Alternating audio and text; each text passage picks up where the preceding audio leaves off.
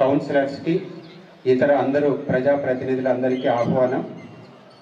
అంతర్జాతీయ యోగా దినోత్సవ సందర్భంగా మునుపెన్నడూ లేని ఒక ఉత్సాహపూరితమైన వాతావరణంలో ప్రతిరోజు యోగాని అభ్యాసం చేయాలని, అట్లాగే దీన్ని పాటించాలని, మీ కుటుంబ సభ్యులకు, మీ పిల్లలకు దీన్ని అలవాటు చేయాలని మనస్ఫూర్తిగా మీ అందరికీ విజ్ఞప్తి చేస్తూ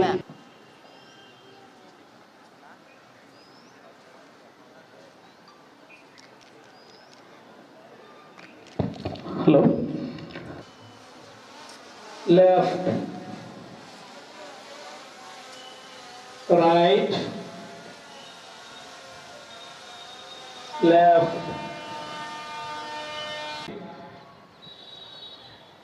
left, right,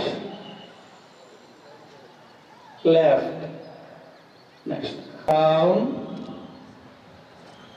up, down, up, down, up, down, up, down, up, down, up, down, up, down.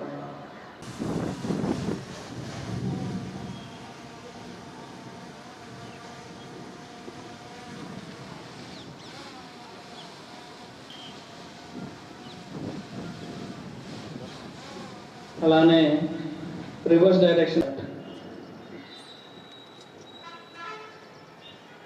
Vishram left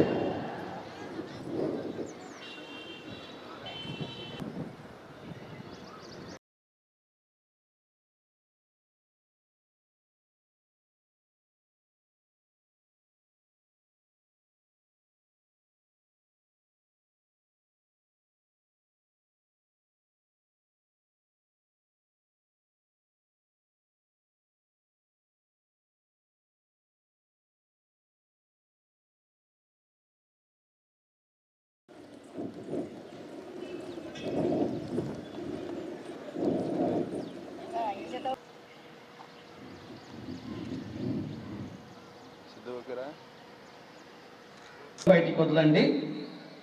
మరి కుడి ముక్కు ద్వారా గాలిని దీర్ఘంగా తీసుకొని బొటన వేలుతో కుడి ముక్కును మూసివేసి ఎడమ ముక్కు ద్వారా గాలిని బయటకు వదలండి. ఇది ఒక సైకిల్, దీన్ని చేస్తూ రండి.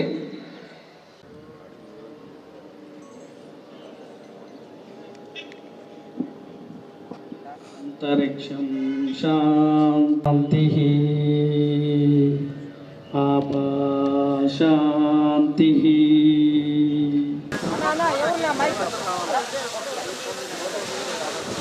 అందరూ ఒకసారి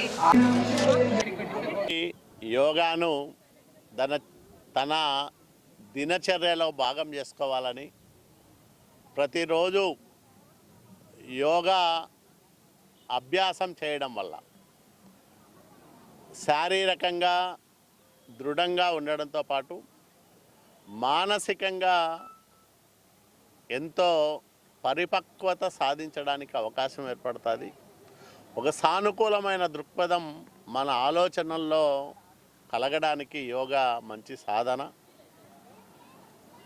ప్రపంచవ్యాప్తంగా యోగాను ప్రమోట్ చేయడానికి భారత ప్రధాని నరేంద్ర మోడీ గారు తీసుకుంటున్న శ్రద్ధ అభినందనీయమైనది. ఎవరు ఇంతవరకు యోగాను ఇంత గొప్పగా ప్రమోట్ చేసిన సందర్భం లేదు. ఈరోజు దేశవ్యాప్తంగా 11వ అంతర్జాతీయ యోగా దినోత్సవాన్ని జరుపుకుంటున్నామంటే దానికి కారణం మోడీ గారు చూపుతున్న ప్రత్యేకమైన శ్రద్ధ. అట్లాగే ఈ రాష్ట్రంలో 11వ అంతర్జాతీయ యోగా దినోత్సవానికి స్వయంగా ప్రధానమంత్రి గారు విశాఖపట్నం రావడం, ఈ కార్యక్రమంలో పాల్గొనడం చాలా ఆనందదాయకం. ఈ కార్యక్రమాన్ని ఆంధ్రప్రదేశ్ రాష్ట్రంలో అత్యంత ప్రతిష్టాత్మకంగా నిర్వహించిన గౌరవ ముఖ్యమంత్రి నారా చంద్రబాబు నాయుడు గారు ఒక చరిత్ర సృష్టించాడు. యోగా నిర్వహణలో మునుపెన్నడూ ఎవరు చేయని రీతిలో ఇంత గొప్పగా యోగాను నిర్వహించి ఒక చరిత్ర సృష్టించిన ఘనత చంద్రబాబు నాయుడు గారికే దక్కుతుంది.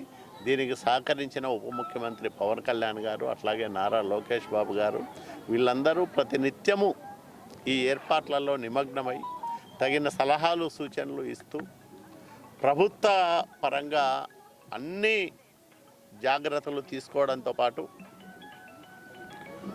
లక్షలాది మంది ఒకే చోట చేరి యోగా చేయడం అనేది ఒక రికార్డు. ఇది గిన్నీస్ బుక్ రికార్డు